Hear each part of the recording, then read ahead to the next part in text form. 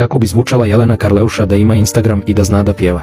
Ugasili mi Instagram, ovo nije u redu. Šta si mi uradio, Mark Zuckerbergu? Ugasili mi Instagram, sve vam se dušmani vratilo, milion ljudi me je pratilo. Ko će sada sluša moje pjevanje, kako se derem,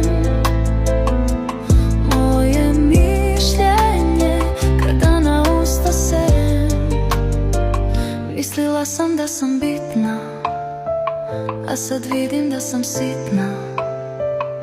Okrenuli mi leđa i ti si me isto, Mark Zuckerbergu pizdo. Ko će sada sluša moje pjevanje, kako se derem, moje mišljenje kada na usta se